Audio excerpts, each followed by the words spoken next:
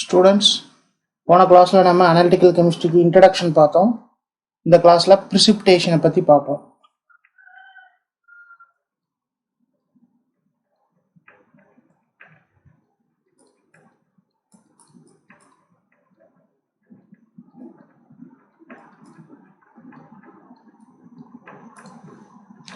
So what is mean by precipitation? இது நமக்கு தெரியும், தமிழில் வீல் படிவுன்னு சொல்லுவோம். ஒரு சொல்யூஷன்லேருந்து இன்சாலுபிள் சாலிட் வந்துச்சுன்னா அது என்னன்னு சொல்லுவோம்? ப்ரிசிபிடேஷன்னு சொல்லுவோம். சரி, formation of an insoluble solid or the separation of an insoluble solid from a solution is called precipitation, and the insoluble solid formed is called precipitate. ஒரு சொல்யூஷன்லேருந்து கரையாத சாலிட் வெளியே வந்துச்சுன்னா அதுக்கு பேர் என்ன? ப்ரிசிபிடேஷன். அந்த ஃபார்மான கரையாத சாலிடுக்கு பேர் ப்ரிசிபிடேட். சரி, இந்த ப்ரிசிபிடேட் ஃபார்ம் ஆகிறதுக்கு நம்ம என்னெல்லாம் பேசிக் தெரிஞ்சுக்கணும்னு பாருங்கள். ஃபஸ்ட்டு சொல்யூஷன் என்னன்னு தெரிஞ்சுக்கணும். சொல்யூஷன்னா அதுக்கு முன்னாடி மிக்சர்னா என்னன்னு தெரிஞ்சுக்கணும். ஸோ இப்படி ஒவ்வொரு ஃபண்டமெண்டலாக பார்த்துட்டு ப்ரிசிபிடேஷன்னா என்னென்னு இப்போ பார்க்கலாம். ஏன்னா சொல்யூஷன்லேருந்து தான் ப்ரிசிபிடேட்டே ஃபார்ம் ஆகுது. அந்த சொல்யூஷனுக்கும் ப்ரிசிபிடேஷனுக்கும் என்ன ரிலேஷன் அப்படிங்கிறது ஃபஸ்ட்டு பார்க்கலாம். சரி, சொல்யூஷன் என்னன்னு தெரிஞ்சுக்கிறதுக்கு ஃபஸ்ட்டு மிக்சர்னா என்னன்னு தெரிஞ்சுக்கங்க. What is mixer?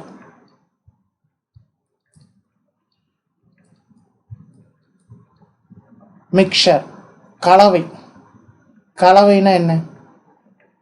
நம்ம டே டு டே லைஃப்பில் எத்தனையோ எக்ஸாம்பிள்ஸ் கலவைக்கு பார்க்குறோம். டீ காஃபி குடிக்கிறீங்க, அதில் என்னெல்லாம் சேர்ந்துருக்கு? Milk, water, sugar. டீனா டீ பவுடர், அதுலேருந்து வரக்கூடிய எக்ஸ்ட்ராக்ட், அல்லது காஃபினா காஃபி பவுடர்லேருந்து வரக்கூடிய எக்ஸ்ட்ராக்ட். ஸோ இதெல்லாம் கலந்த கலவையாக இருக்குது, அது ஒரு கலவை. அப்போ அந்த கலவையில் பாருங்கள், டிஃப்ரெண்ட் சப்ஸ்டன்சஸ் இருக்குது, வெவ்வேறு பொருட்கள். So a combination of 2 or more, minimum 2 வெவ்வேறு பொருளாக சேர்ந்துருக்கணும். சுத்தமான தண்ணி எடுத்துகிட்டு அது ஒரு கலவைனா கலவையே கிடையாது, ஏன்னா அது ஒரே ஒரு பொருள். தண்ணியில் வேறு ஏதாவது கலக்கிட்டீங்க, சால்ட்டாக இருக்கலாம், ஆயிலாக இருக்கலாம், என்ன வேணால் இருக்கலாம், அதை மிக்ஸ் பண்ணிட்டீங்கன்னா அதுக்கு பேர் என்ன? மிக்சர். ஸோ ஒரு மிக்சர்னால் மினிமம் 2 சப்ஸ்டன்ஸாவது இருக்கணும். அது ரெண்டுமே டிஃப்ரெண்ட் சப்ஸ்டன்சஸ். 2க்கு மேலே எத்தனை சப்ஸ்டன்சஸ் வேணால் இருக்கலாம். So a combination of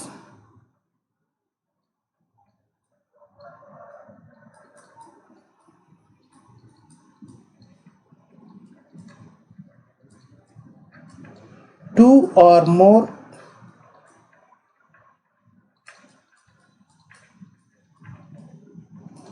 different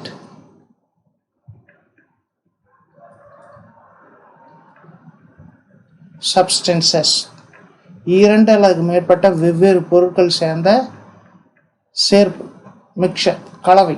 அதுக்கு பேர் தான் என்ன? இஸ் கால்டு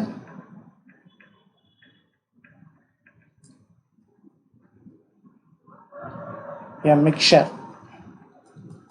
அப்போ ஒரு மிக்சர்னா இல்லை 2 or more டிஃப்ரெண்ட் சப்ஸ்டன்சஸ் இருக்கணும். சரி, இப்போ மிக்சர்னா என்னன்னு புரிஞ்சுக்கிட்டீங்கன்னா, இந்த மிக்சரில் 2 டைப் இருக்குது.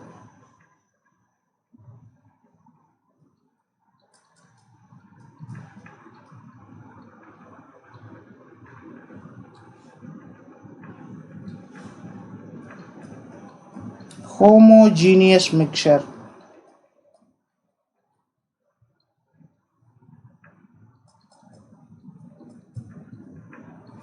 இன்னொன்று ஹெட்டிரோஜீனியஸ் மிக்சர்.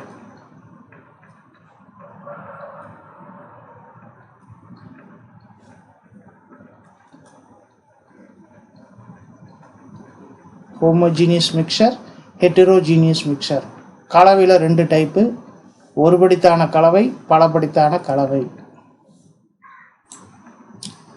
மிக்சர்னா தெரிஞ்சிருச்சு, அது என்ன? Homogeneous mixer. இப்போ ஹோமோஜீனியஸ் மிக்சர்னா என்ன, ஹெட்ரோஜீனியஸ் மிக்சர்னா என்னன்னு புரிஞ்சுக்கிறதுக்கு ஒரு சில எக்ஸாம்பிள்ஸ் எடுத்துக்கலாம்.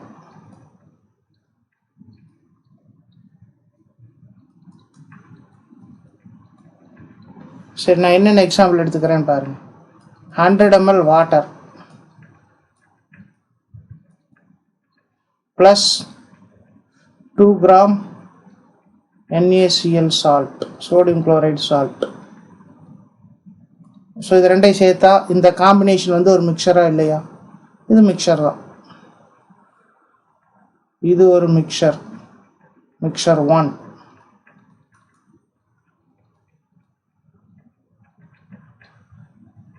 இன்னொன்று 100 ml வாட்டர் ப்ளஸ் 10 ml அல்லது 10 கிராம்னே போட்டுக்கலாம். 10 gram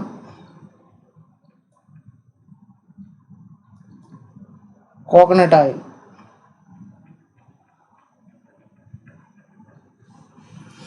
so this is mixture 2.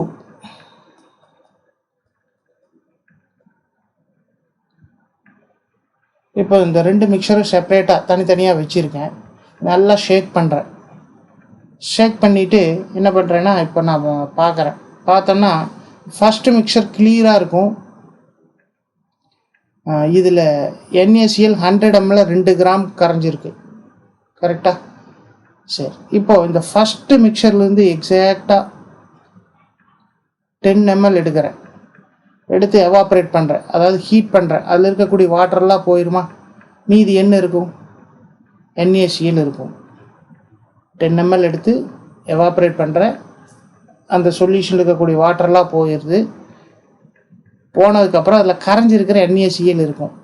எவ்வளோ NaCl இருக்கும்? How much NaCl? ஸோ எவ்வளோ இருக்குன்னு நீங்களே சொல்லி பாருங்கள். இப்போ நான் ஒரு 4 ஆப்ஷன் தரேன், அதில் என்ன நீங்கள் சொல்லுவீங்க? 2 கிராம், 0.1 கிராம், 1 கிராம்,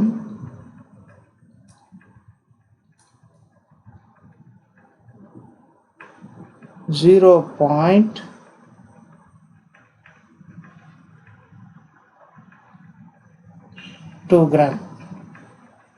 ஸோ இந்த 4 ஆப்ஷனில் எதை சொல்லுவீங்க? கரெக்டாக சொல்லியிருந்தீங்கன்னா 0.2 கிராம்னு சொல்லியிருப்பீங்க. எப்படி பாருங்கள், 100 ml சொல்யூஷனில் 100 ml மிக்சரில், இப்போ நம்ம சொல்யூஷன் சொல்ல வேண்டாம், அது மிக்சர்னே சொல்லிக்குவோம். 100 ml மிக்சரில் எவ்வளோ கிராம் NaCl இருக்குது? 2 கிராம். இப்போ இதை 10 ml மாற்றணும்னா 10ஆல் டிவைட் பண்ணுறேன். ஸோ இங்கேயும் 10ஆல் டிவைட் பண்ணுங்கள். இந்த மாதிரி நம்ம எப்போ பண்ண முடியும்னா, அந்த சால்ட் வந்து இந்த வாட்டருக்குள்ளே யூனிஃபார்மாக ஸ்ப்ரெட் ஆகிருக்கணும். இந்த சால்ட் இந்த தண்ணிக்குள்ளே சமமாக ஒரே மாதிரி பரவி இருக்கணும். அப்படி பரவி இருந்தால் மட்டும்தான் 10 ml எக்ஸாக்டாக 0.2 கிராம் இருக்கும். 10 ml 0.2 கிராம். 20 ml எடுத்தேன்னா அதுலேருந்து எவ்வளோ கிராம் சால்ட்டை நான் எடுக்க முடியும்? After evaporation 0.4 gram. 30 ml எடுத்தால் 0.6 கிராம். ஏன்னா ஒவ்வொரு 10 mlலையும் 0.2 கிராம் இருக்குது. அப்போ 50 ml எவாப்ரேட் பண்ணோன்னா எனக்கு எவ்வளோ கிடைக்கும்? 1 கிராம் கிடைக்கும். ஸோ இது எப்போ பாசிபிள்னா, இந்த சால்ட் வந்து அந்த வாட்டருக்குள்ளே யூனிஃபார்மாக டிஸ்ட்ரிபியூட் ஆகிருக்கணும், பரவி இருக்கணும். அப்படி இருந்தால் தான் முடியும். ஸோ இந்த மாதிரி இருக்கக்கூடிய மிக்சர் எங்கே ஒரு காம்பவுண்ட் இன்னொரு காம்பவுண்டில் யூனிஃபார்மாக ஒரே மாதிரி பரவி இருக்குது அப்படிங்கிறது எப்படி சொன்னால், யூனிஃபார்மாக இருக்குதோ அதுக்கு பேர் தான் ஹோமோஜீனியஸ் மிக்சர். ஒரு மிக்சரில் காம்பனன்ட்ஸ்னால் பகுதி பொருட்கள்னு சொல்லுவோம். ஒரு மிக்சரில் இருக்கக்கூடிய பகுதி பொருட்களை காம்பனன்ட்ஸ்னு சொல்லணும். ஒரு மிக்சரில் இருக்கக்கூடிய காம்பனன்ட்ஸ் யூனிஃபார்மாக டிஸ்ட்ரிபியூட் ஆகிருக்குது, ஒரே மாதிரி பரவி இருக்குது அப்படின்னா அந்த மிக்சருக்கு பேர் தான் ஹோமோஜீனியஸ் மிக்சர். ஸோ அப்போ வாட்டரில் சால்ட் எடுத்து கரைச்சிங்கன்னா அது ஒரு ஹோமோஜீனியஸ் மிக்சர் தான். ஏன்னா சால்ட் வந்து யூனிஃபார்மாக டிஸ்ட்ரிபியூட் ஆகிருக்கும். இதே வாட்டரில் சுகர் எடுத்து கரைச்சிங்கனாலும் ஒரே மாதிரி பரவி இருக்கும், அதுவும் ஹோமோஜீனியஸ் மிக்சர். அப்போ இந்த ஹோமோஜீனியஸ் மிக்சர்னு என்ன?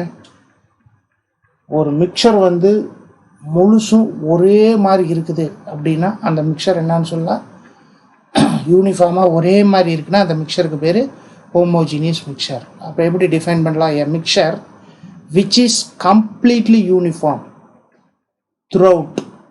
அந்த மிக்சர் முழுவதும் ஒரே மாதிரி இருக்குது அப்படின்னா அந்த மிக்சருக்கு பேர் தான் ஹோமோஜீனியஸ் மிக்சர். அதனால தான் 100 ml சொல்யூஷனில் 2 கிராம் சால்ட் இருக்குதுன்னா, அல்லது 100 ml வாட்டரும் 2 கிராம் சால்ட்டும் சேர்ந்த மிக்சரில் 10 ml எடுத்தோம்னா எக்ஸாக்டாக அந்த வாட்டரை மட்டும் எவாப்ரேட் பண்ணினதுக்கப்புறம் எவ்வளோ கிராம் சால்ட்டு கிடைக்கும்? 0.2 கிராம். 20 ml எடுத்தால் 0.4 கிராம். இது எப்போ பாசிபிள்? இந்த சால்ட் வந்து 100 ml வாட்டரில் யூனிஃபார்மாக டிஸ்ட்ரிபியூட் ஆகிருக்கணும், பரவி இருக்கணும். அப்படி இருந்தால் மட்டும்தான் இந்த மாதிரி கிடைக்கும். அப்படி இல்லைன்னா 10 ml 1.1 கிராம், இன்னொரு 10 ml 0.5 கிராம், அப்படி என்ன வேணால் வரலாம். அது வந்து ஹோமோஜீனியஸ்னு சொல்ல மாட்டேன். பட் இந்த கேஸில் வந்து இது ஹோமோஜீனியஸ். சரி, இப்போ அடுத்த கேஸுக்கு வாங்க.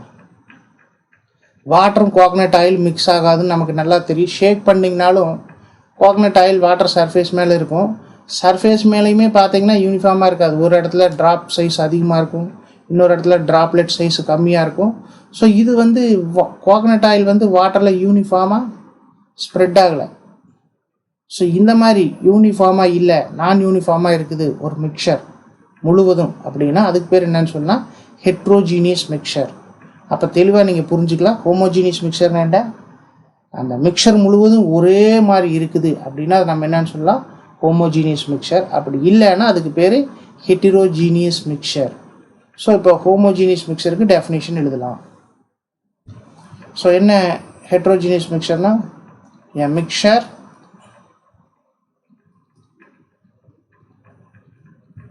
which is, அது எப்படி இருக்குது? கம்ப்ளீட்லி யூனிஃபார்ம், முழுவதும் ஒரே மாதிரி இருக்கு. A mixture which is completely uniform throughout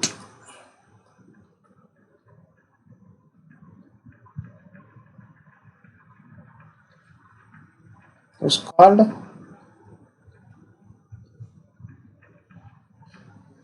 homogeneous mixture.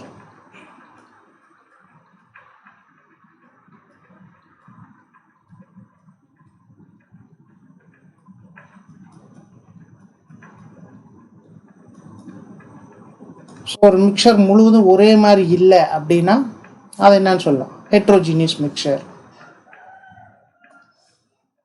So அப்போ அடுத்து heterogeneous mixer.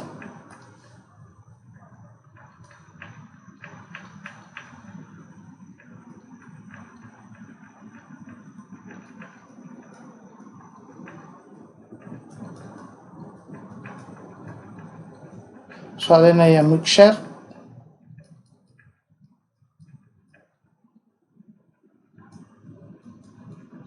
which is not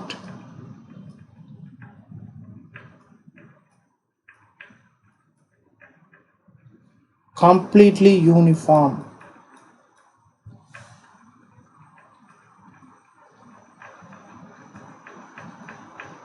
throughout is called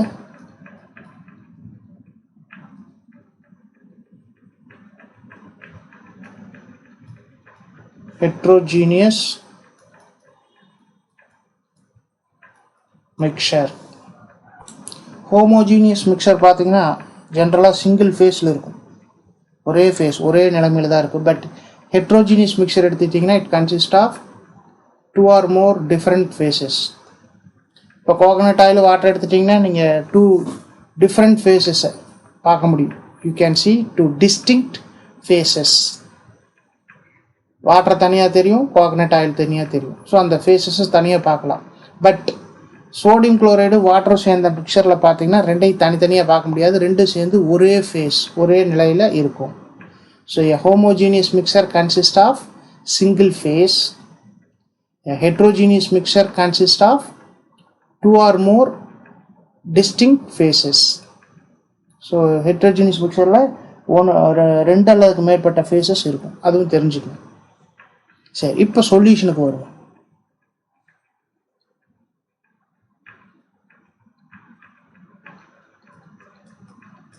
what is a solution? Solution ஒன்றும் இல்லை, சொல்யூஷனே ஹோமோஜீனியஸ் மிக்சர் தான்.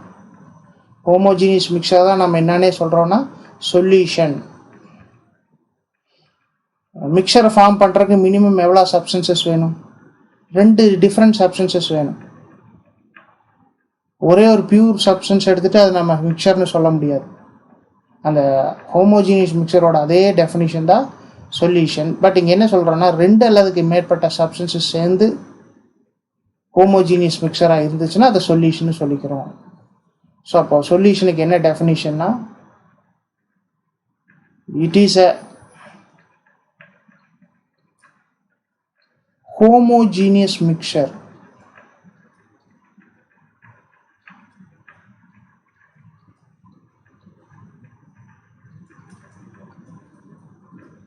of 2 or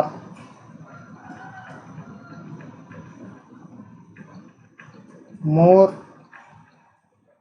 substances or components. அந்த மிக்சரோட components. So homogeneous mixture of 2 or more substances தான் என்ன சொல்யூஷன். இந்த சொல்யூஷனில் எந்த சப்ஸ்டன்ஸ் அல்லது அந்த சொல்யூஷனோட எந்த பகுதி பொருள் அதிக அளவில் இருக்குதோ அதுக்கு பேர் தான் சால்வெண்ட். ஸோ அடுத்து சால்வெண்ட்னா என்னன்னு பார்த்துக்கேன். ஸோ இதெல்லாம் நீங்கள் லாஸ்ட் இயர்லேயே படிச்சிருப்பீங்க, இருந்தாலும் ஒரு டைம் ரீகால் பண்ணிக்கணும். தி காம்பனண்ட் என்ன, பகுதி பொருள்.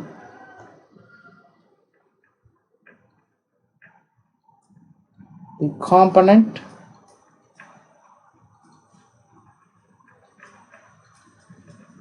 of a solution or the component which is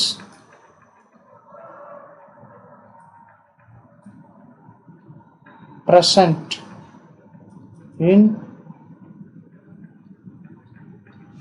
large amount, அல்லது the substance which is present in large amount. எந்த சப்ஸ்டன்ஸ் வந்து ஒரு சொல்யூஷனில் அதிக அளவில் இருக்குதோ, the component which is present in large amount in a solution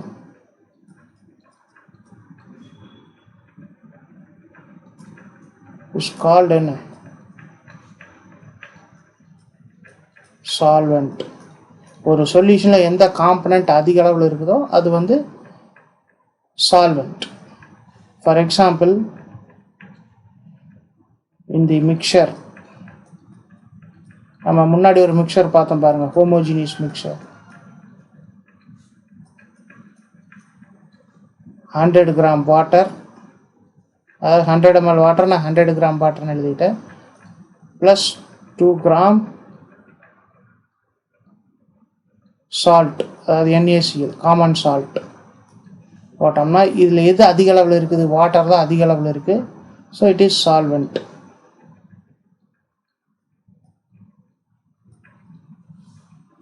சரி, இப்போ ரிவர்ஸாக இமேஜின் பண்ணுங்க.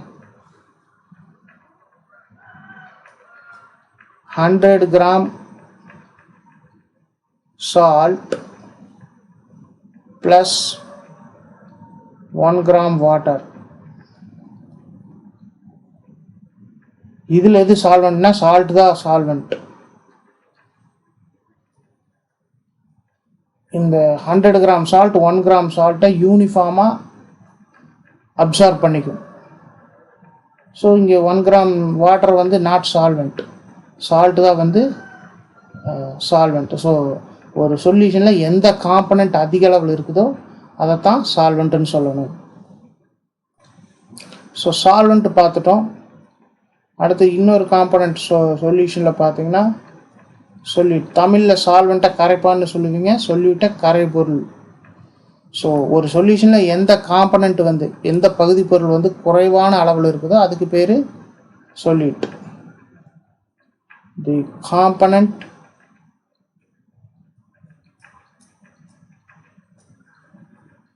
ஆஃப் அ சொல்யூஷன், ஒரு சொல்யூஷனோட பகுதி பொருள் which is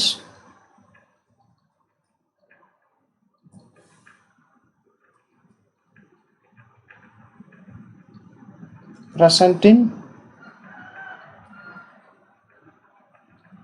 small amount is called என்ன, solute.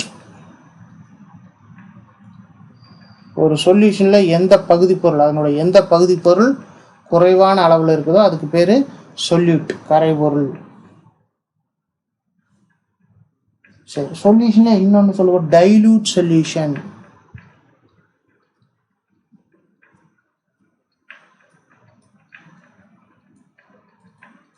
அது என்ன டைல்யூட் சொல்யூஷன்? ஒரு சொல்யூஷனில் சொல்லிட்டு கம்மியாக இருக்குன்னு நமக்கு தெரியும், அது இன்னுமே ரொம்ப ரொம்ப கம்மியாக இருக்குது. சொல்லிட்டு ரொம்ப கம்மியாக இருக்குதுன்னா அதுக்கு ஆட்டோமேட்டிக்காக இன்னொரு அர்த்தம் என்னன்னா சால்வெண்ட் ரொம்ப அதிகமாக இருக்குதுன்னு அர்த்தம். சால்வெண்ட் அதிகமாக இருக்கும் ஒரு சொல்யூஷனில், அது ரொம்ப அதிகம் அப்படின்னு சொல்லிக்கலாம். அல்லது சொல்யூட் ஒரு சொல்யூஷனில் கம்மியாக இருக்கும், அது ரொம்ப ரொம்ப கம்மியாக இருக்குது அப்படின்னா அந்த சொல்யூஷனுக்கு பேர் டைல்யூட் சொல்யூஷன். ஸோ அப்போ எப்படி சொல்லலாம்? If the amount of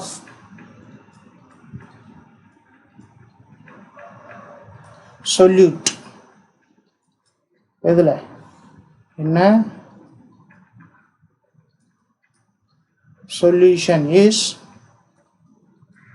too low, ரொம்ப ரொம்ப கம்மி, then it is called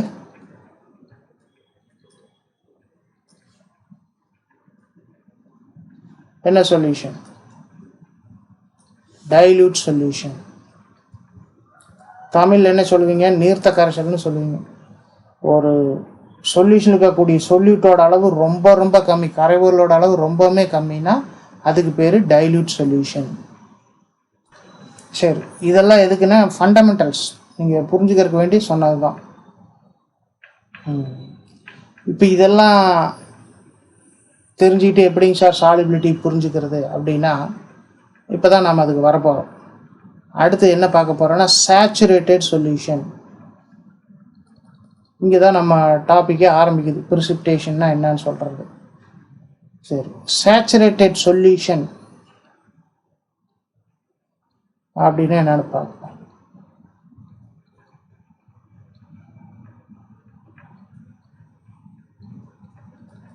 தமிழில் நிறைவுற்ற கரைசல்.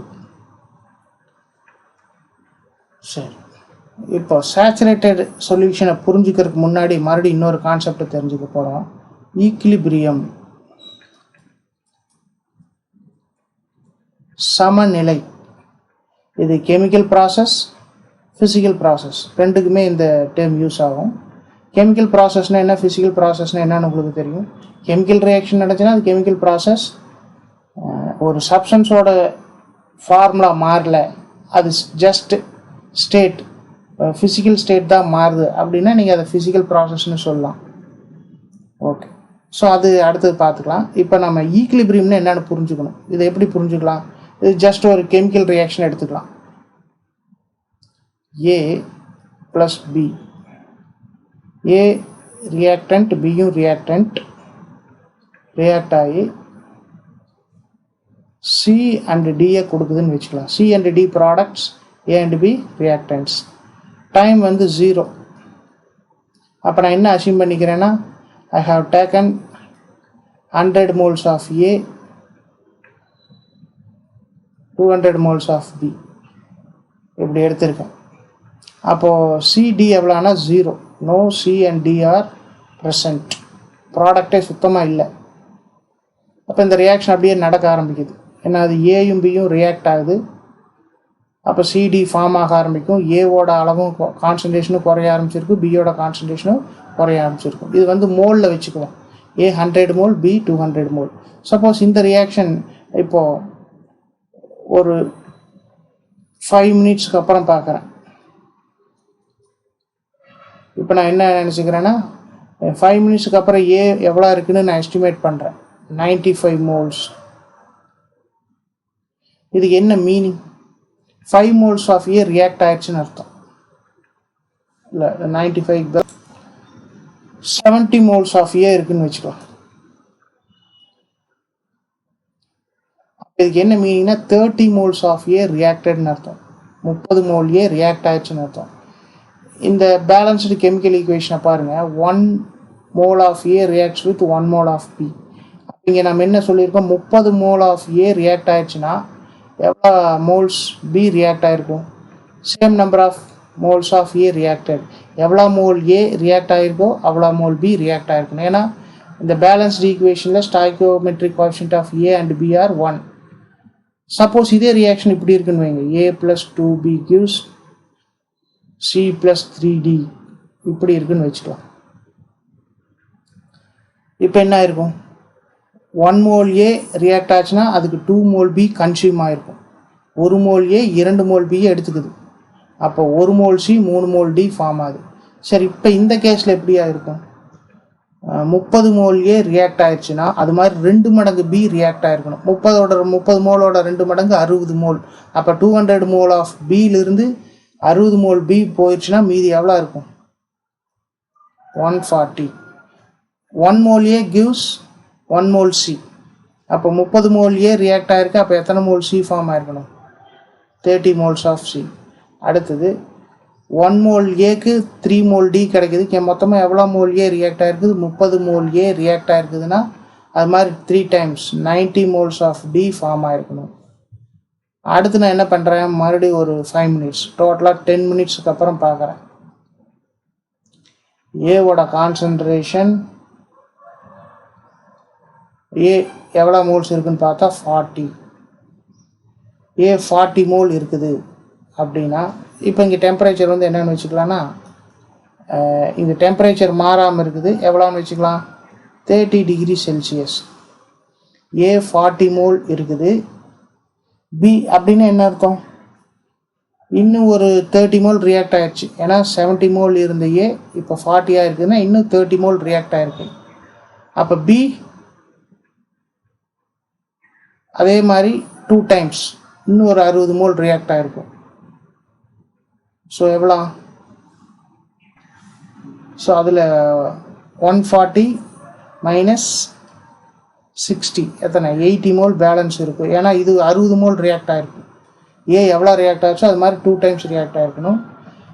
இங்கே 1 mol ஏக்கு 1 mol C. நான் இப்போ டோட்டலாக எத்தனை mol ஏ ரியாக்ட் ஆகிருக்கு, 60 mol ஏ. அப்போ 60 mol C ஃபார்ம் ஆகிருக்கணும். அது மாதிரி 3 மடங்கு எவ்வளோ, 60 × 3 150 mol D ஃபார்ம் ஆகிருக்கணும்.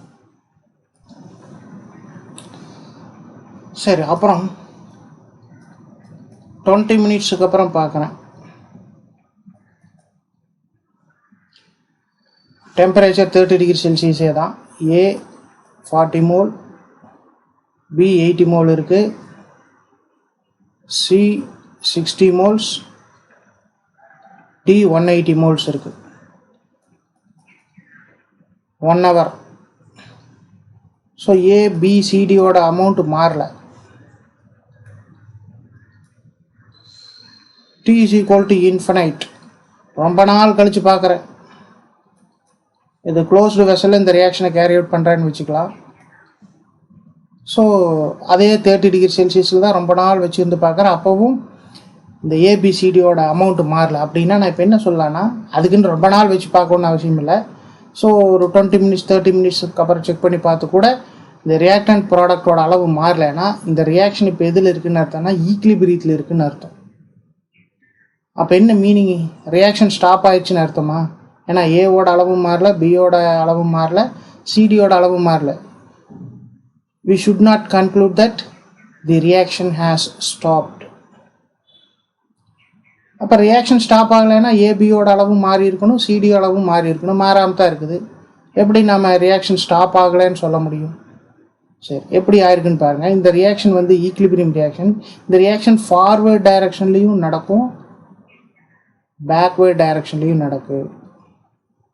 எப்போ இந்த ரியாக்டன்ட் ப்ராடக்டோட அளவு மாறாமல் இருக்குதோ அப்போவே இந்த ரியாக்ஷன் ஈக்லிபிரியத்தில் இருக்குதுன்னு அர்த்தம். ஈக்லிபிரியத்தில் இருக்குதுன்னு என்ன அர்த்தம், ஃபார்வேர்ட் டைரக்ஷனில் இந்த ரியாக்ஷன் என்ன ஸ்பீடில் நடக்குதோ அதே ஸ்பீடில் பேக்வேர்ட் டைரக்ஷன்லேயும் நடக்குது. ஃபார் எக்ஸாம்பிள், ஒரு ஏவும் 2 பியும் சேர்ந்து ஒரு சி 3D ஃபார்ம் பண்ணும்போது ஒரு சியும் 3Dயும் சேர்ந்து ஒரு ஏவும் 2Bயும் ஃபார்ம் பண்ணும். அப்போ ஃபார்வேர்ட் டைரக்ஷனில் எவ்வளவு ரியாக்டன்ஸ் ப்ராடக்ட்ஸோ மாறுச்சோ அதே அளவு ரியாக்டன்ஸ் பேக்வேர்ட் டைரக்ஷன் மூலமாக ஜென்ரேட் ஆகுது. புரியுதான்னு பாருங்கள். இந்த ரியாக்ஷன் ஃபார்வேர்ட் டைரக்ஷனில் நடந்துச்சுன்னா ஒரு ஏ எவ்வளோ பி கூட ரியாக்ட் ஆகும், 2 பி கூட ரியாக்ட் ஆகும். அப்போது இங்கே எத்தனை மோல் ஏ இருக்குது, 40 மோல் ஏல ஒரு ஏ ரியாக்ட் ஆச்சுன்னா எத்தனை இருக்கணும், 39 இருக்கணும். ஒரு ஏ ரியாக்ட் ஆனால் எத்தனை பி ரியாக்ட் ஆகும்? 2 மோல் பி ரியாக்ட் ஆகணும். ஸோ அப்போ 2 போச்சுன்னா 80ல் 2 போச்சுன்னா 78. ஸோ ஒரு ஏ இங்கே வந்துச்சுன்னா இங்கே எத்தனை சி ஜென்ரேட் ஆகணும்? ஒரு சி. அப்போ இங்கே 60 இருக்கிறது 61 சியாக மாறணும். ஒரு ஏக்கு எத்தனை டி ஜென்ரேட் ஆகுது? 3. அப்போ 183 டி வரணும். பட் ஆனால் இங்கே இப்படி இல்லை. ஏயும் பியும் ரியாக்ட் ஆகி சிடியாக மாறினாலும் ஏ 40 தான், பி 80 மோல் தான் இருக்குது, சி 60 மோல் தான், டி 80 மோல் தான். எப்படி? ஏயும் பியும் சேர்ந்து சிடி ப்ரொடியூஸ் பண்ணும்போது சியும் டியும் சேர்ந்து ஏபியை ப்ரொடியூஸ் பண்ணுது. அப்போது இங்கே ஒரு ரியாக்ஷன் நடந்துட்டு இருக்குதுன்னா ரியாக்டன்ட் சைடில் ப்ராடக்ட் சைட்லேயும் ரியாக்ஷன் நடக்குது. எப்படி? இந்த ரியாக்டன்ட் வந்து என்ன ஸ்பீடில் ப்ராடக்டாக மாறுதோ அதே ஸ்பீடில் ப்ராடக்ட்ஸ் இங்கே ரியாக்டன்ஸாக மாறுது. ஸோ அப்போது ஏ 39ல் பி 78 மோலில் ஏ எவ்வளோதான்? 40 mole, B 80 mole, C 60 mole, D 180 moles தான். ஸோ எதுவும் மாற போகிறதில்ல. சப்போஸ் 2A ஒரு செகண்டில் 2 மோல்ஸ் ஏ ரியாக்ட் ஆகுதுன்னு வச்சுக்கலாம். 2 மோல்ஸ் ஏ ரியாக்ட் ஆச்சுன்னா எவ்வளோ மோல்ஸ் பி கன்சியூம் ஆகிருக்கும்? 4 மோல்ஸ். அப்போ இந்த 40ல் 2 மோல் போச்சுன்னா 38 மோல் இருக்கும். இதில் 4 மோல் போச்சுன்னா 76 இருக்கும். ஸோ 2 சி எக்ஸ்ட்ரா ஃபார்ம் ஆகணும், 62 சி சொல்லுவோம்.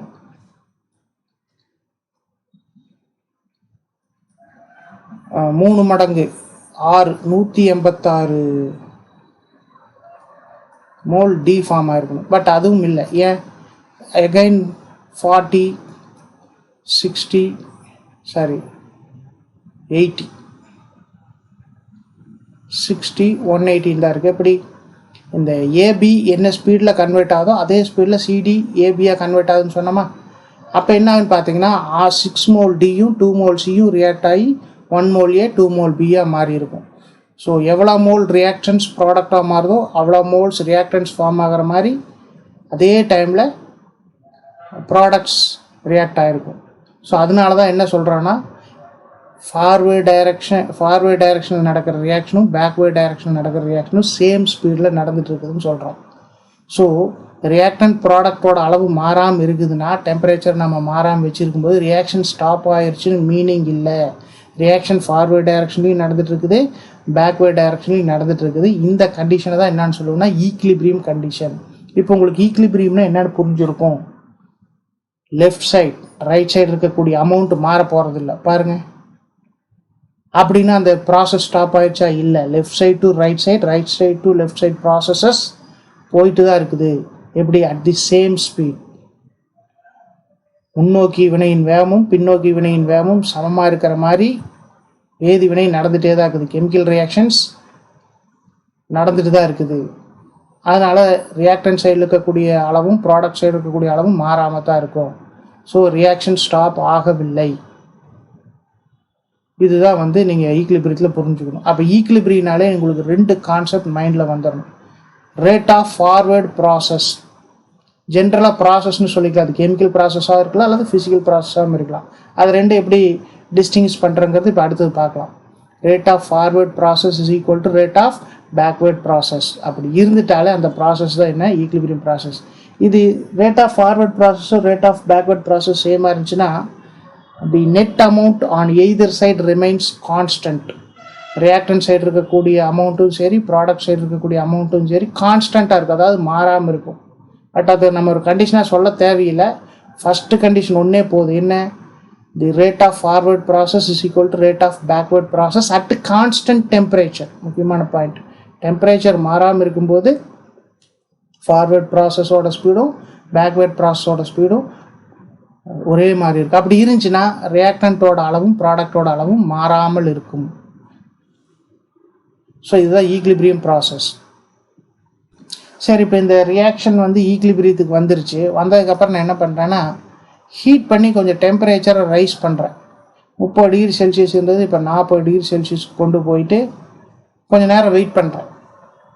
வெயிட் பண்ணிவிட்டு இப்போ ஏபியோட அமௌண்ட்டை மெஷர் பண்ணுறேன். ஏ வந்து 50 மோல்ஸ் இருக்குதுன்னு வச்சுக்கலாம். ஏ 50 மோல்ஸ் அப்படின்னா என்ன அர்த்தம்? எடுத்த 100ல் 50 மோல்ஸ் ஆஃப் ஏ ரியாக்ட் ஆகிடுச்சுன்னா அது மாதிரி 2 டைம்ஸ் பி ரியாக்ட் ஆகிருக்கும். அப்போது 100 மோல் பி ரியாக்ட் ஆகிடுச்சுன்னா மீதி எவ்வளோ இருக்கும்? 100 மோல்ஸ் ஆஃப் பி. ஏ எவ்வளோ மோல் ரியாக்ட் ஆச்சோ அது மாதிரி ஒரு மடங்கு அதே மாதிரி சி ஜென்ரேட் ஆகிருக்கணும். ஏன்னா 1 சி தான் ப்ரொடியூஸ் ஆகுது. அப்போ 50 மோல் சி ஃபார்ம் ஆகிருக்கணும். ஏ மாதிரி 3 டைம்ஸ் டி ஃபார்ம் ஆகிருக்கணும்னா 150 டி. இது வந்து எப்போ டெம்பரேச்சரை 40 டிகிரி செல்சியஸ் ரைஸ் பண்ணினதுக்கப்புறம் ஏபிசிடியோட அளவு இப்படி மாறாமல் இருக்குது. இப்போ என்ன இருக்குதுன்னு பார்த்தீங்கன்னா டெம்பரேச்சரை மாற்றினங்காட்டி ஏவோட அளவும் பியோட அளவும் மாறி இருக்குது. சரி, இதிலிருந்து நம்ம என்ன தெரிஞ்சுக்கிறோம்னு பாருங்கள். ரியாக்டன்ட்டோட அளவு அதிகமாக இருக்குது, ப்ராடக்டோட அளவு குறைஞ்சிருக்குது. எந்த ஒரு ஈக்லிபிரியம் ரியாக்ஷன் எடுத்துட்டிங்கனாலும் அதில் ஃபார்வர்டு ரியாக்ஷன் எக்ஸோதெர்மிக்காக இருந்துச்சுன்னா, அதாவது ஹீட் ரிலீஸ் ஆச்சுன்னா, பேக்வேர்டு ரியாக்ஷனில் வந்து எண்டோதெர்மிக்காக இருக்கும், ஹீட் அப்சார்ப் ஆகும். ஓகேவா? இப்போ நம்ம டெம்பரேச்சர் 30 டிகிரி செல்சியஸ்லேருந்து 40 டிகிரி செல்சியஸ் கொண்டு போகிறதுக்கு என்ன பண்ணியிருக்கோம்? ஹீட் பண்ணியிருக்கோம். இப்போ ஹீட்டை சப்ளை பண்ணியிருக்கோம். ஹீட்டை சப்ளை பண்ணோம்னா என்ன ஆகும்? அந்த ஈக்லிபிரியம் ரியாக்ஷனில் எந்த டைரக்ஷனில் ஹீட் அப்சார்ப் பண்ணுமோ அந்த டைரக்ஷனில் ரியாக்ஷன் அதிக அளவில் நடந்திருக்கும். அப்போ இங்கே பார்த்தீங்கன்னா இந்த அமௌண்ட் ஆஃப் ஏபிசிடி வச்சே சொல்லலாம் எந்த டைரக்ஷனில் ரியாக்ஷன் அதிக அளவு நடந்திருக்குது. Backward direction. ஏன் பேக்வேர்ட் டைரக்ஷன் ரியாக்ஷன் அதிகமாக நடந்திருந்தால் தான் ரியாக்டன்ட் அதிகமாக ஃபார்ம் ஆகிருக்கும், ப்ராடக்டோட அளவு குறைஞ்சிருக்கும் compared to 30 degree celsius. So அப்போ இதிலேருந்து என்ன தெரிஞ்சுக்கிறோன்னா இந்த டெம்பரேச்சர் ஸ்டடி வச்சு forward reaction exothermic, backward reaction is endothermic. ஏன் பேக்வேர்ட் ரியாக்ஷன் எண்டோதெர்மிக்? வெப்ப கொள்வினைன்னு சொல்கிறோம். நம்ம கொடுத்த ஹீட் எனர்ஜி வாங்கிட்டு ரியாக்ஷன் பேக்வேர்டாக நடந்து அதிக அளவில் ரியாக்டண்ட்டை ஃபார்ம் பண்ணியிருக்கு, ப்ராடக்டோட அளவு குறைஞ்சிருக்குது. டெம்பரேச்சரை இன்னும் 50 டிகிரி செல்சியஸுக்கு கொண்டு போனீங்கன்னு என்ன ஆகும்? ஏவோட அளவு இன்னும் 50 மோலை விட அதிகமாக இருக்கும். ஓகே, ஸோ இப்போ இன்னொரு சின்ன question. At 60 degree Celsius the number of moles of A can be 60 degree செல்சியஸில் ஏவோட மோல்ஸ் இந்த ரியாக்ஷனில் எவ்வளோ இருக்கலாம்? 4 ஆப்ஷன் கொடுக்குறேன், நீங்களே திங்க் பண்ணி சொல்லுங்கள்.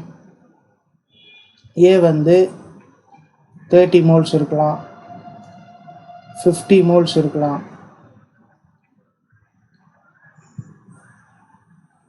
62 moles, D 100 moles. ஸோ இப்போ இந்த டெம்பரேச்சர் மாற்றுறதுல நம்ம என்ன தெரிஞ்சுக்கிட்டோம்?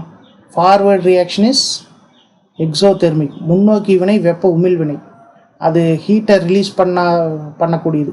பேக்வேர்ட் ரியாக்ஷன் ஹீட்டை அப்சார்ப் பண்ணக்கூடியது. அப்போ ஹீட்டை கொடுக்கும்போது ஹீட்டை அப்சார்ப் பண்ணக்கூடிய டைரக்ஷனில் ரியாக்ஷன் அதிக அளவில் நடந்து ஏபி அதிகமாக ஃபார்ம் ஆகிருக்குது. இப்போ 40 டிகிரி செல்சியஸில் ஏ 50 மோல்னா நீங்கள் அதை விட அதிக டெம்பரேச்சரில் போகும்போது இன்னும் 50 மோல்ஸை விட அதிகமாக தான் ஏ இருந்திருக்கணும். 60 டிகிரி செல்சியஸுங்கிறது 40 டிகிரி செல்சியஸ் விட அதிகம் தானே. அப்போ என்ன இருக்கும்? ஏ இன்னும் அதிகமாக இருக்கணும், 50 மோலை விட அதிகமாக இருக்கணும். ஸோ ஆப்ஷன் ஏ பாருங்கள், 30 மோல், அதை விட கம்மி. 50 மோல்ஸ் அதே அளவில் இருக்காது, இன்னும் அதிகம்தான் ஆயிருக்கணும். ஏன்னா பேக்வேர்ட் டைரக்ஷனில் ரியாக்ஷன் நடந்து ஹை டெம்பரேச்சரில் ஏ இன்னும் அதிக அளவில் ப்ரொடியூஸ் ஆகும். சி இருக்கலாம், பட் டி 100 கொடுத்துருக்கு. எந்த ஒரு டெம்பரேச்சர்லேயும் 100% completion of reaction not possible. So அப்போது முழுவதும் ஏ வந்து அன்ரியாக்டடாகவே இருந்திருக்க முடியாது. அப்போ நம்ம எந்த ஆப்ஷன் எடுத்துக்கலாம்? C option. ஓகே, இப்போ இந்த ஈக்லிபிரியத்தை புரிஞ்சுக்கிட்டதுக்கும் சேச்சுரேட்டட் சொல்யூஷனுக்கு என்ன சம்மந்தம் அதை பார்க்கலாம். ஸோ இப்போ நான் ஒரு பீக்கர் எடுத்துக்கிறேன். ஸோ இது ஒரு பீக்கர், இதில் கொஞ்சம் வாட்டர் இருக்குது.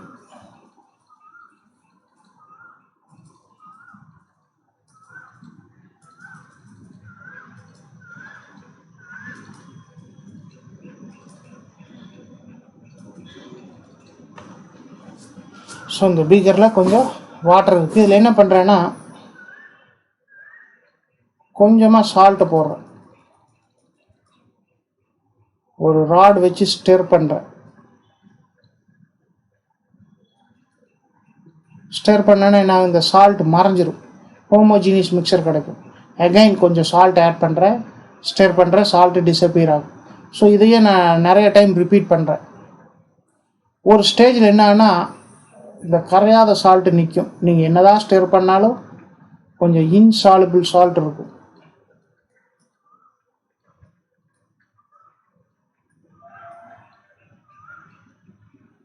இது எடுத்த உடனே வராது, ரொம்ப நேரம் போட்டு ஸ்டிர் பண்ணிகிட்டே இருக்கணும். ஸ்டிர் பண்ணிகிட்டே இருந்தால் ஒரு ஒரு ஸ்டேஜில் என்ன ஆகும், இன்சாலுபிள் சால்ட் வரும். இப்போ நீங்கள் இந்த சொல்யூஷன் என்னன்னு சொல்லலாம்னா சேச்சுரேட்டட் சொல்யூஷன். அந்த இன்சாலுபிள் சால்ட்டு கொஞ்சம் வந்துட்டாலும் சேச்சுரேட்டட் சொல்யூஷன் தான். அப்போ இந்த சொல்யூஷன் நான் சேச்சுரேட்டட் சொல்யூஷன் சொல்லிட்டேன். அப்போ அந்த சேச்சுரேட்டட் சொல்யூஷனுக்கு என்ன டெஃபினேஷன்? நிறைய பேர் என்ன ராங்காக டெஃபினேஷன் கொடுக்குறீங்கன்னா, solution in which no more solute can be dissolve. எந்த கரைசலில் அதுக்கு மேலே சால்ட்டை கரைக்க முடியாதோ, கரைபொருளை கரைக்க முடியாதோ அதுதான் நிறைவுற்ற கரைசல், சேச்சுரேட்டட் சொல்யூஷன் அப்படிங்கணும். அது அப்படி இல்லை. நீங்கள் ஜென்ரலாக சொல்லிட்டு இருந்தால் சொல்கிறீங்க. இப்போ NaCl போட்டு டிசால்வ் பண்ணி அதுக்கு மேலே எவ்வளோ NaCl ஆட் பண்ணாலும் டிசால்வ் ஆகலை அப்படின்னு சொல்லிக்கிறோம். அப்போ இதில் NaCl தான் டிசால்வ் ஆகலை, ஜென்ரலாக சொல்லிட்டு இருந்தால் சொல்கிறீங்க. அதில் சுகர் போட்டால் கரையுமில்ல, no more solute can be dissolve அப்படின்னு சொன்னீங்கன்னா அது எந்த சொல்யூட்டுன்னே நம்ம சொல்ல அந்த டெஃபினிஷனில். So it is not the correct definition for saturated solution. அப்போ எப்படி சொல்லலாம்? ஏன் இந்த சால்ட்டு கொஞ்சம் ஆட் பண்ணினதுக்கப்புறம் கரையாமல் இருக்குது?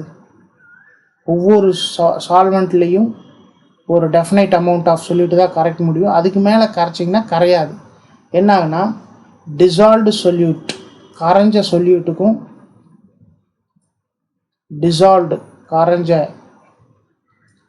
சொல்யூட்டுக்கும் கரையாத சொல்யூட் அன்டிசால்வ்டு,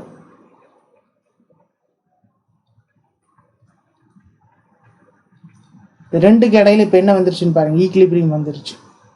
அந்த சொல்யூஷனுக்கு பேர் தான் சேச்சுரேட்டட் சொல்யூஷன். அப்போ சேச்சுரேட்டட் சொல்யூஷன் என்னன்னு அர்த்தம்? எ சொல்யூஷன்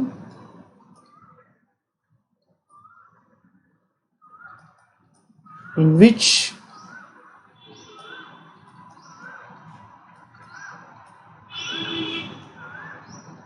there exists, அங்கே இருக்குது, என்ன இருக்குது, an equilibrium.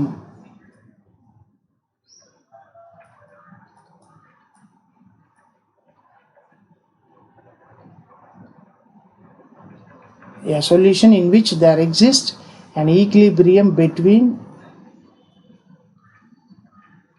என்ன dissolved and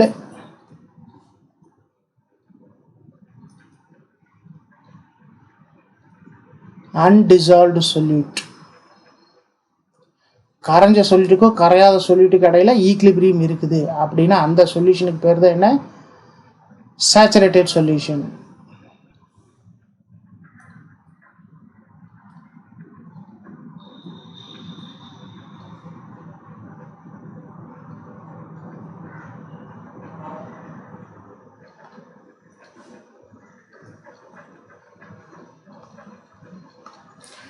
அப்போ ஈக்லிபிரியம்னா என்னன்னு புரிஞ்சுக்கிறீங்க?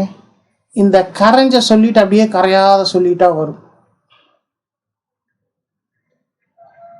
அந்த சமயத்தில் கரைஞ்ச சொல்லிட்டு எவ்வளோ அளவு கரைஞ்ச சொல்லிட்டு கரையாத சொல்லிட்டா மாற்றோ அந்த அளவு அன்டிசால்வ்டு சொல்லிட்டு டிசால்வ்டு சொல்லிட்டா போகும். இப்போ உதாரணத்துக்கு NaClன்னு வச்சுக்கோங்க. இதுலேருந்து என்னென்ன அயான்ஸ் கிடைக்கும்? Na+ அயான்ஸ், அக்வாஸ்னா சொல்யூஷன், வாட்டரில் இருக்குன்னு அர்த்தம். Cl- aqueous gives solid NaCl. Solid NaCl நீங்கள் எவ்வளோ மோலிகுல்ஸ் எடுத்துட்டாலும் அதோட கான்சன்ட்ரேஷன் பார்த்தீங்கன்னா யூனிட்டி தான். பியூர் சாலிடுக்கு கான்சன்ட்ரேஷன் எப்பவுமே 1 தான், யூனிட்டி. சரி, இப்போ இப்படி அசியூம் பண்ணிங்க, 10 Na+ அயன்ஸும் 10 Cl- அயன்ஸும் சேர்ந்து 10 சாலிட் NaClஆக மாறுச்சுன்னா 10 சாலிட் NaCl 10 Na + 10 Cl - அயன்ஸை கொடுக்கும். ஸோ அப்போ சொல்யூஷன் இருக்கக்கூடிய நம்பர் ஆஃப் Na + Cl - அயன்ஸும் மாற போகிறதில்ல, இந்த சாலிடோட அமௌண்ட்டும் மாற போகிறதில்ல. இந்த சாலிட் எவ்வளோதான் அமௌண்ட்டில் இருந்தாலும் அதோட கான்சன்ட்ரேஷன் ஒன்று தான். ஸோ அப்போ இந்த சொல்யூஷன் வந்து என்ன, ஈக்லிபிரியத்தில் இருக்குதுன்னு சொல்லலாம். என்ன சொல்யூட், டிசால்வ்டு சொல்யூட்டும் அன்டிசால்வ்டு சொல்யூட்டு கடையில் ஈக்லிபிரியம் இருக்குது. So this is called saturated solution. இப்போ சேச்சுரேட்டட் சொல்யூஷன் என்னென்னு புரிஞ்சிருச்சு. ஒரு சால்வெண்ட்டில் சேச்சுரேட்டட் சொல்யூஷன் வர்ற வரைக்கும் எவ்வளோ அளவு சொல்யூட்டை கரைக்கணுமோ அந்த அளவுக்கு பேர் சாலுபிலிட்டி. அப்போ சாலுபிலிட்டி, கரைதிறன் அப்படின்னு என்ன, ஒரு சொல்யூஷனில் சொல்யூட்டு எவ்வளோ கிராம் கரைச்சா, மினிமம் எவ்வளோ கரைச்சா அது சேச்சுரேட்டட் சொல்யூஷனாக மாறுமோ அதுக்கு பேர் சாலுபிலிட்டி, கரைதிறன். இப்போ பாருங்கள், இந்த சொல்யூஷன்லேருந்து கரையாத சாலிட் வெளியே வந்துருச்சு. இப்போ இதை நான் பிரிசிபிடேட்டுன்னு சொல்லலாம். ஏன்னா முன்னாடியே சொன்ன பிரிசிபிடேட்னா என்ன, a process in which an insoluble solid separates out from a solution is called precipitation. So அப்போ இது வந்து NaCl precipitate ஆகுதுன்னு சொல்லலாம், சேச்சுரேட்டட் கண்டிஷனில் தான் வரும். ஸோ அடுத்ததான் நான் என்ன சொல்ல போகிறேன், சாலிபிலிட்டிக்கு definition.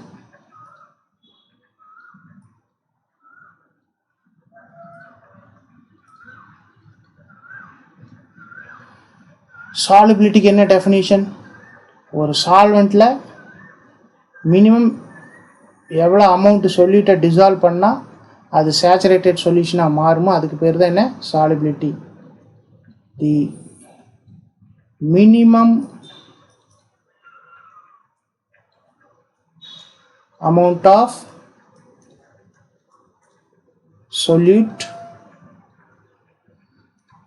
which should be dissolved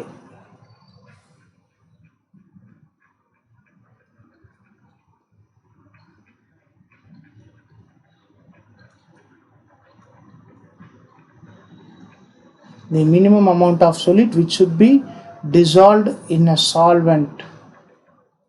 ஒரு சால்வெண்ட்டில் மினிமம் எவ்வளோ அமௌண்ட் சொல்லிட்டு டிசால்வ் பண்ணுறோமோ எதுக்கு, to get a saturated solution.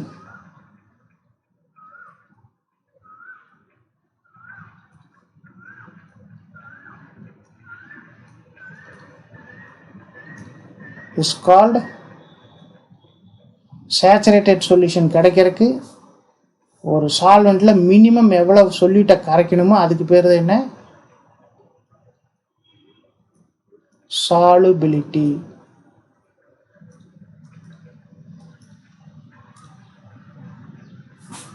சரி, இப்போ 100 ml வாட்டரில் 5 கிராம் டிசால்வ் பண்ணால் தான், ஒரு பர்டிகுலர் சால்ட் 5 கிராம் டிசால்வ் பண்ணால் தான் at a given temperature saturated solution கிடைக்குதுன்னு வைங்க. 200 கிராம் வாட்டர் எடுத்துட்டோம்னா அதே 5 கிராமில் உங்களுக்கு சேச்சுரேட்டட் சொல்யூஷன் வருமா, வராது. அதுக்கு 10 கிராம் வேணும். அப்போ இந்த சாலிபிலிட்டி எதை பொறுத்து மாறுது, சால்வெண்ட்டோட அளவை பொறுத்து மாறுது, சால்வெண்ட்டை மட்டுமே பொறுத்து மாறுறதில்ல. ஒரு சொல்யூட்டுக்கு ஒரு பர்டிகுலர் சால்வெண்ட்டில் சாலிபிலிட்டி கான்ஸ்டன்ட் ஆனால் சாலிபிலிட்டி கான்ஸ்டன்ட், பட் அது எதை பொறுத்து மாறுனா சால்வெண்ட்டோட அளவை பொறுத்து மாறுது. அப்போ சாலிபிலிட்டினா எவ்வளோ கிராம் சால்வெண்ட் எவ்வளோ கிராம்ஸ் அப்படின்னு நம்ம ஃபிக்ஸ் பண்ணணும். சரி, இதுவே நீங்கள் வேறு சில டெஃபினிஷன் பார்த்தீங்கன்னா இப்படி கூட சாலிபிலிட்டிக்கு இருக்கும். The maximum amount of substance that a solvent can dissolve. என்னங்க சார், நீங்கள் minimum amount of solute which should be dissolvedன்னு சொன்னீங்க, அதுங்க மேக்ஸிமம் அமௌண்ட் ஆஃப் சொல்யூட்னு சொல்கிறீங்க. நல்லா அந்த மீனிங்கை புரிச்சு பாருங்கள்.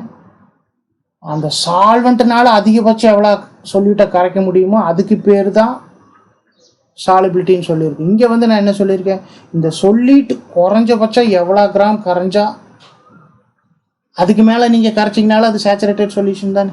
குறைஞ்சபட்சம் இவ்வளோ போட்டால் தான் சேச்சுரேட் ஆகும் அப்படின்னு சொன்னேன். சொல்யூட்டோட அளவை ரெஃபரன்ஸாக வச்சு சொன்னீங்கன்னா மினிமம் அமௌண்ட் ஆஃப் சொல்யூட். அந்த சால்வெண்ட்டோட கெப்பாசிட்டி வச்சு சொன்னீங்கன்னா the maximum amount of solute which can be dissolved by a solvent at a given temperature. இதுலேயும் கிவன் டெம்பரேச்சர் பொறுத்து சாலிபிலிட்டி மாறும், அதுக்கு பேர் சாலிபிலிட்டின்னு வரும்.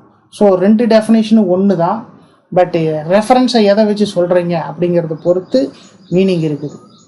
ஓகே. ஸோ நார்மலாக என்ன பண்ணுவாங்கன்னா at a given temperature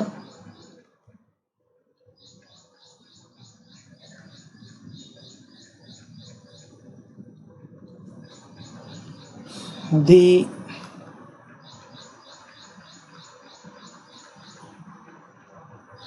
maximum amount of, so இப்போ பாருங்க நான் எதை வச்சு ரெஃபரன்ஸ் பண்ணி, maximum amount of solute that can be dissolved by a solvent.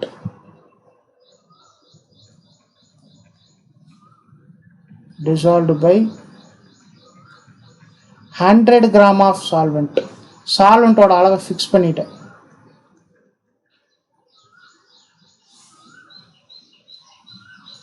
is solubility.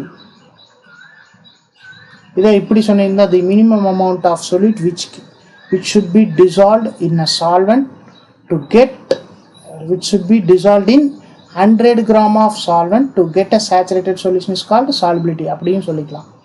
But இந்த ஒரே ஒரு டேர்மை மட்டுமே நம்ம யூஸ் பண்ண, இந்த ஒரே ஒரு டெஃபினேஷன் மட்டுமே சொல்கிறது இல்லை, மோல்ஸ் பெர் லிட்டர்லையும் நாம் எக்ஸ்பிரஸ் பண்ணுறோம், அல்லது மோல்ஸ் பெர்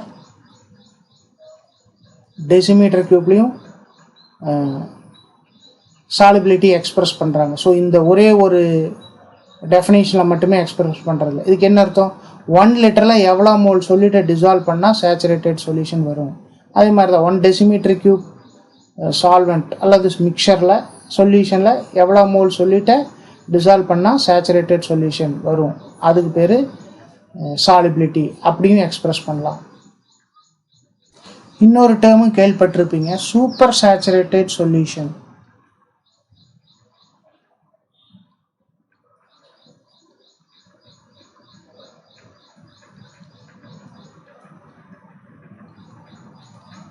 அது என்ன சூப்பர் சேச்சுரேட்டட் சொல்யூஷன்? சேச்சுரேட்டட் சொல்யூஷன்னா நமக்கு தெரியும் என்ன, a solution in which there exists an equilibrium between dissolved and undissolved solute. கரைஞ்ச சொல்யூட்டுக்கும் கரையாத சொல்யூட்டு கடையில் ஈக்லிபிரியம் இருந்ததுன்னா அது நம்ம என்னன்னு சொல்லிட்டோம், சேச்சுரேட்டட் சொல்யூஷன். அது என்ன சூப்பர் சேச்சுரேட்டட் சொல்யூஷன்? ஒரு சொல்யூஷனில் டிசால்வ் ஆகிருக்கக்கூடிய சொல்யூட்டோட அளவு சாலிபிலிட்டி விட அதிகம்னா, அந்த சொல்யூட் மேக்ஸிமம் எவ்வளோ கிராம் கரையுமோ அதை விட அதிக அளவு கரைஞ்சிருக்குது அப்படின்னா அந்த சொல்யூஷனை நீங்கள் சூப்பர் சேச்சுரேட்டட் சொல்யூஷன்னு சொல்லலாம். So if the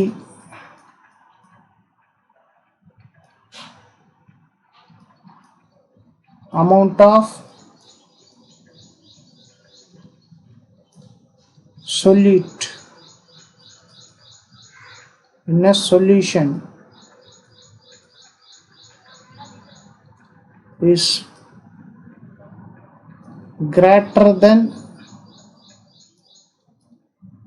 its solubility, solubility வர வரைக்கும் எவ்வளோ கிராம் சொல்யூட்டை கரைக்கணுமோ அதை விட அதிக அளவே அந்த சால்வெண்ட்டில் சொல்யூட்டு கரைஞ்சி சொல்யூஷன் இருக்குதுன்னா then it is called super saturated solution.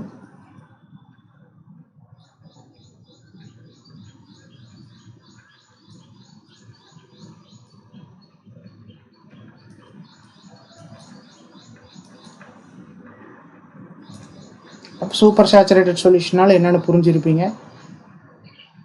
சரி, இதெல்லாமே நீங்கள் லாஸ்ட் இயரில், செகண்ட் இயரில் சொல்யூஷனுக்கு யூனிட்டில் படிச்சிருப்பீங்க. இதெல்லாம் ரீகால் பண்ணிக்கோங்க. இப்போ சேச்சுரேட்டட் சொல்யூஷனில் சாலிபிலிட்டி விட அதிகமான அளவு சொல்யூட்டை கரைச்சோம்னா என்ன ஆயிரும், அந்த எக்ஸஸ் சொல்யூட் சாலிட் ஸ்டேட்டில் செப்பரேட் அவுட் ஆகும். அந்த ப்ராசஸுக்கு பேர் என்ன, ப்ரிசிபிடேஷன். சரி, அப்போ சேச்சுரேட்டட் சொல்யூஷனில் மட்டும்தான் ப்ரிசிபிடேஷன் வருமா? இல்லை, அன்சேச்சுரேட்டட் சொல்யூஷன் நிறைவுறாத கரைசலிருந்து ப்ரிசிபிடேட்டை கொண்டு வரலாம். எப்படின்னு பாருங்கள். இப்போது Na plus Cl minus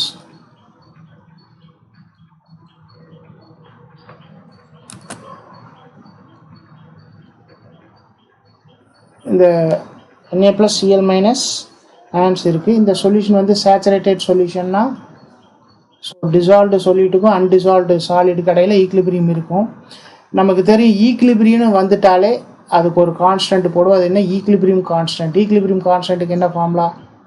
product of concentration of product side இருக்கக்கூடிய சப்ஸ்டன்சஸோட கான்சன்ட்ரேஷன், அதாவது ரைட் சைடு என்னென்ன சப்ஸ்டன்சஸ் வருதோ அதோட concentration divided by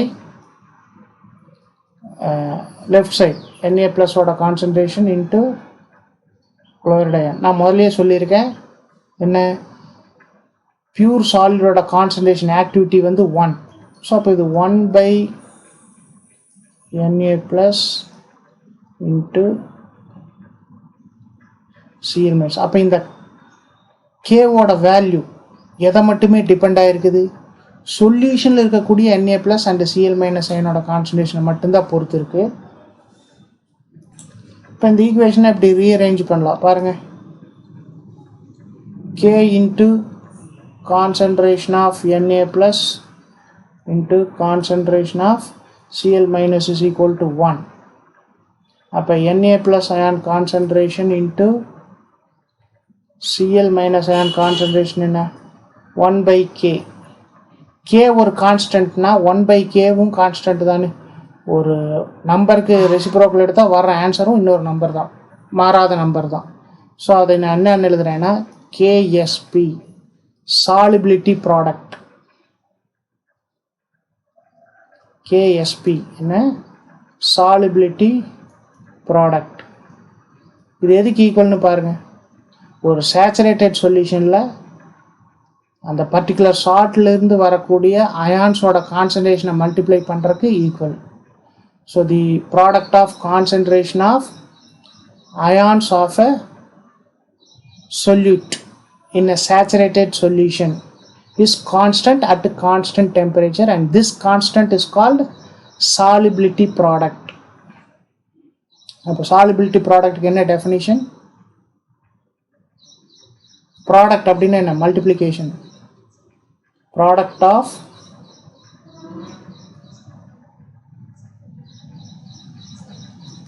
concentrations of ions of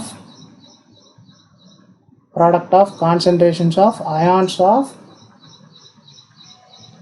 a salt.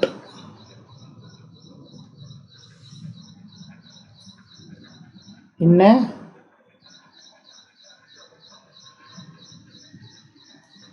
saturated solution. Salt or a substance of a salt அப்படின்னு சொன்னால் there are substance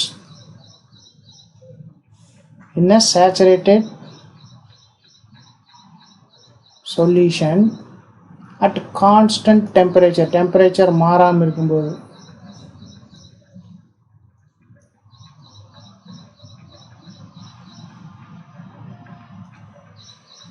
is a constant. ஒரு saturated சொல்யூஷனில் இருக்கக்கூடிய அந்த சப்ஸ்டன்ஸ் சொல்யூட்லேருந்து வரக்கூடிய கரைபொருள்லேருந்து வரக்கூடிய அயான்ஸோட கான்சன்ட்ரேஷனை, அயான்ஸ் ஆஃப் சால்ட்டுக்கு பதிலாக நீங்கள் சிம்பிளாக சொல்யூட்டுன்னு கூட போட்டுக்கோங்க. சொல்யூட்லேருந்து வரக்கூடிய அயான்ஸோட கான்சன்ட்ரேஷனை மல்டிப்ளை பண்ணிங்கன்னா வர்ற ஆன்சர் கான்ஸ்டன்ட். அந்த கான்ஸ்டன்ட்டுக்கு பேர் தான் என்ன? Solubility product. This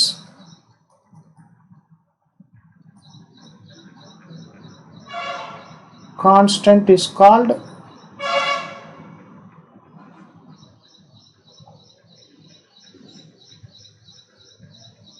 solubility product. So இந்த கான்ஸ்டன்ட்டுக்கு பேர் தான் solubility product. ஸோ இந்த ஒரு சொல்யூட் வந்து ஒரு சொல்யூஷன்லேருந்து எப்போ ப்ரிசிபிடேட் ஆகும் அல்லது சாலிடாக செப்பரேட் அவுட் ஆகும்னா, அந்த சொல்யூஷனில் அந்த சொல்யூட்லேருந்து வரக்கூடிய அயன்ஸோட கான்சன்ட்ரேஷனை மல்டிப்ளை பண்ணுறீங்க. Ionic product. இந்த அயோனிக் ப்ராடக்ட் வந்து கிரேட்டர் தென் சாலிபிலிட்டி ப்ராடக்ட்னா ப்ரிசிபிடேட் ஆகிடும். லெஸ் தென் சாலிபிலிட்டி ப்ராடக்ட்னா ப்ரிசிபிடேட் ஆகாது. when the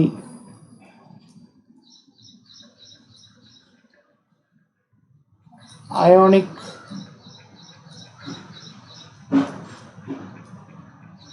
product, not only for Na plus Cl minus, எல்லா type of solute is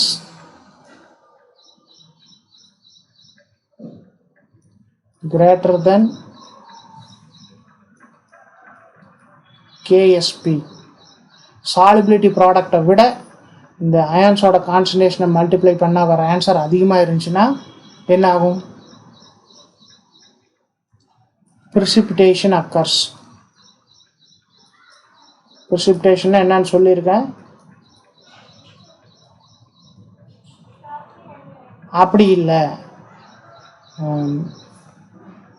இந்த Na plus Cl minus அயனோட கான்சன்ட்ரேஷனை multiply பண்ண வர answer less then KSP solubility ப்ராடக்ட்னா precipitation வராது. when this ionic product is less than KSP, no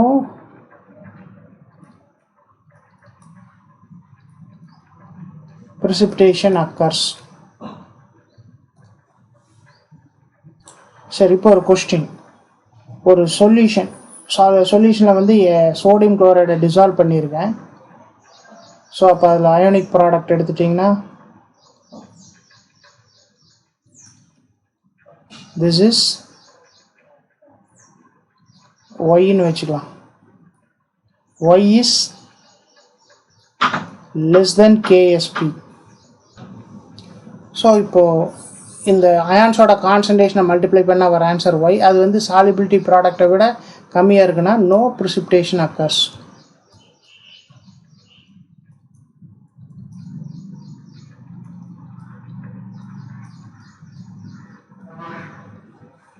சரி, இப்போ நான் Na ப்ளஸ் அல்லது Cl மைனஸ் அயனோட கான்சன்ட்ரேஷனை மட்டும் இன்க்ரீஸ் பண்ண முடியுமா? இப்போ இந்த சொல்யூஷனில் நான் சோடியம் சல்ஃபேட் ஆட் பண்ணுறேன். சோடியம் சல்ஃபேட்லேருந்து என்ன அயான்ஸ் வரும்? Sodium ions, sulphate ions. So இந்த சோடியம் அயான் எந்த சோர்ஸ்லேருந்து வருதுன்னு பார்க்காத. அப்போ சோடியம் அயனோட கான்சன்ட்ரேஷன் அதிகமாகிட்டே போகும்போது இந்த மல்டிப்ளிகேஷன் ப்ராடக்ட் என்ன ஆயிரும்? அதிகமாகும். Now let Na plus Cl minus ion concentration product be X. இப்போ இந்த X வந்து greater than KSPன்னு வைங்க. இதில் Cl மைனஸ் அயனோட கான்சன்ட்ரேஷன் மாறல, பட் Na ப்ளஸோட கான்சன்ட்ரேஷன் அதிகமாகிடுச்சு. எப்படி? நான் இன்னொரு சால்ட் ஆட் பண்ணியிருக்கேன், இன்னொரு சொல்யூட் ஆட் பண்ணியிருக்கேன் இதே சொல்யூஷனில். அதுலேருந்து Na ப்ளஸ் அயன் வந்துருச்சு. இப்போ சொல்யூஷனில் நிறைய Na ப்ளஸ் அயன் இருக்கும். ஸோ இந்த Na ப்ளஸ் Cl மைனஸ் அயனோட கான்சன்ட்ரேஷனை மல்டிப்ளை பண்ணால் வர வேல்யூ X. இந்த X வந்து கிரேட்டர் தென் சாலிபிலிட்டி ப்ராடக்ட்னா நவ் precipitation occurs. இப்போ NaCl precipitate ஆயிரும்.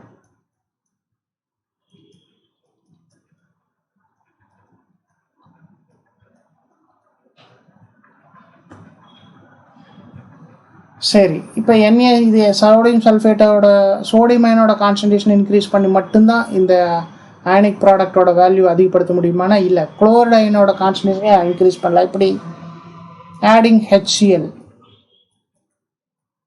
ஹைட்ரோக்ளோரிக் ஆசிட் சேர்த்துனேன்னா இதுலேருந்து H plus ions, Cl minus ions ரெண்டுமே வரும். ஸோ இப்போ Cl மைனஸ் அயனோட கான்சன்ட்ரேஷன் இன்க்ரீஸ் ஆனாலும் Na plus into Cl minus அயனோட வேல்யூ இன்க்ரீஸ் ஆகும். இப்போ HCl ஆட் பண்ணினதுக்கப்புறம் this product Na plus into Cl minus இதை வந்து Z அப்படின்னு வச்சுக்கலாம். where Z is greater than KSP. இப்போ என்ன ஆகும்? precipitation occurs. ஸோ அந்த சால்ட்டோட காமன் அயன் இருக்கக்கூடிய இன்னொரு சாலுபிள் சால்ட் ஆட் பண்ணோம்னாலும் precipitation கொண்டு வரலாம். இதுதான் நீங்கள் புரிஞ்சுக்கிறீங்க. ஏன்னா சாலிபிலிட்டி ப்ராடக்டை விட இந்த அயனிக் ப்ராடக்ட் வேல்யூ இன்க்ரீஸ் பண்ணுறதுக்கு நம்ம ஏதாவது ஒரு அயனோட கான்சன்ட்ரேஷனை ரைஸ் பண்ணாலே போதும். பண்ணால் கூட ப்ரிசிபிடேஷன் வரும். இதையும் நீங்கள் புரிஞ்சுக்கணும். சரி, அடுத்தது இதெல்லாமே பார்த்தீங்கன்னா ஃபிசிக்கல் ப்ராசஸஸ். இங்கே எந்த சப்ஸ்டன்ஸோட நேச்சரும் மாறல. In some cases chemical reactions மூலமாகவும் ப்ரிசிபிடேட் வரும். ஃபார் எக்ஸாம்பிள், சோடியம் குளோரைடு சொல்யூஷனில் எப்படி இருக்கும்? Na+, Cl-. இது கூட சில்வர் நைட்ரேட் சொல்யூஷன் ஆட் பண்ணுறேன். சில்வர் நைட்ரேட்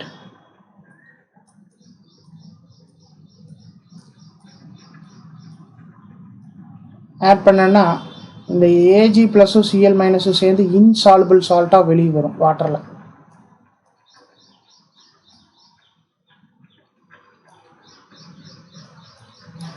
Na+ம் நைட்ரேட் அயனும் அகைன் சொல்யூஷன்லேயே இருக்கும்.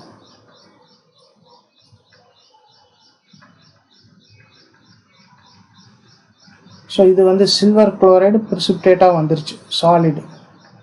ஸோ கெமிக்கல் ரியாக்ஷன்ஸ் மூலமாகவும் ஒரு சில சப்ஸ்டன்ஸ் ஃபார்ம் ஆகி ப்ரிசிபிடேட் ஆகும். அது ஏன் குயிக்காக ப்ரிசிபிடேட் ஆகுதுன்னு பார்த்தீங்கன்னா, they have low solubility products, very low solubility product. எந்த சப்ஸ்டன்ஸுக்கெல்லாம் லோ சாலிபிலிட்டி ப்ராடக்ட் இருக்கோ அதெல்லாம் ஈஸியாக ப்ரிசிபிடேட் ஆகிடும். ஹை சாலிபிலிட்டி ப்ராடக்ட் இருக்கக்கூடியது ஈஸியாக ப்ரிசிபிடேட் ஆகாது. ஸோ அந்த ஒரு பாயிண்ட்டையும் தெரிஞ்சு வச்சுக்கோங்க. solutes having low KSP gets precipitated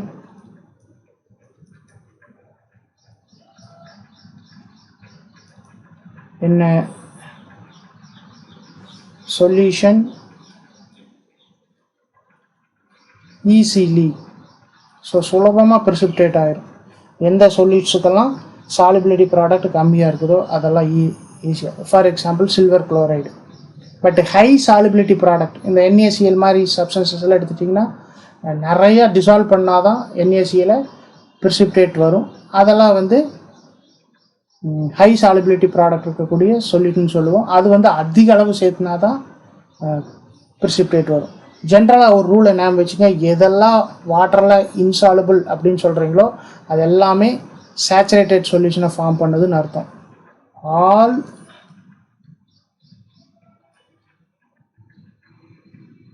solutes which are insoluble or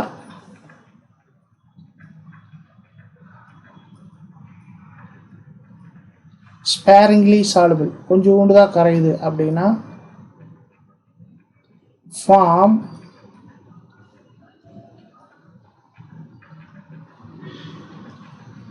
saturated solution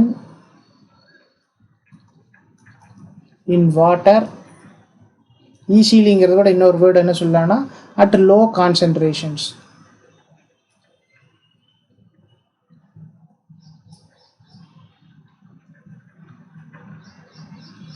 so வாட்டரில் எதெல்லாம் கரையாதுன்னு சொல்கிறீங்களோ அதெல்லாம் வாட்டரில் சேச்சுரேட்டட் சொல்யூஷனை ஃபார்ம் பண்ணிருச்சுன்னு அர்த்தம். சரி, இன்னுமே நம்ம ப்ரிசிபிடேஷனை ஃபுல்லாக பார்க்கல. இப்போ எல்லாமே ஃபண்டமெண்டல்ஸ் தான் டிஸ்கஸ் பண்ணியிருக்கோம். இப்போ நம்ம ப்ரிசிபிடேஷனுக்கான டெஃபினேஷனை சொல்லுவோம். ஸோ ப்ரிசிபிடேஷனுக்கான டெஃபினேஷன் என்ன?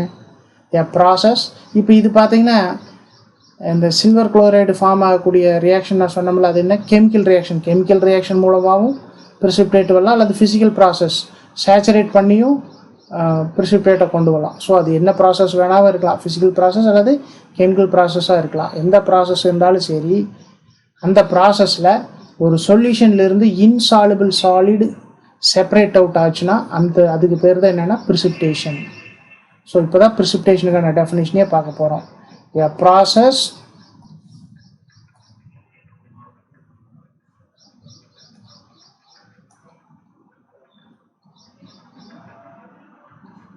in which an insoluble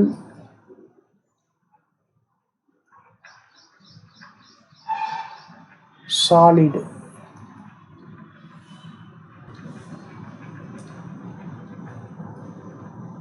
separates out from a solution is called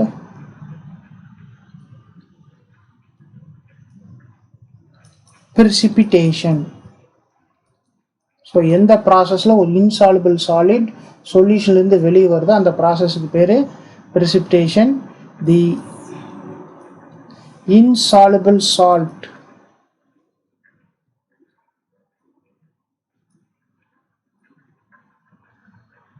or insoluble solid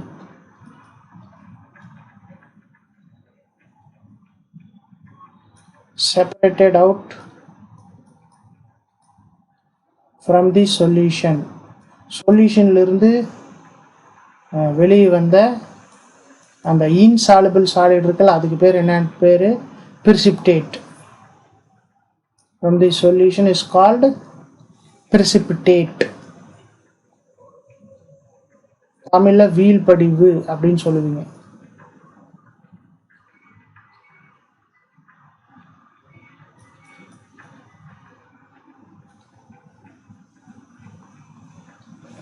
வீழ்வடிவாக்குதல் precipitation, precipitate வீழ்வடிவு. So இந்த precipitate பற்றி ஃபர்தராக அதுக்கு உண்டான தியரியை நம்ம நெக்ஸ்ட் கிளாஸில் டீட்டெயில்டாக பார்ப்போம்.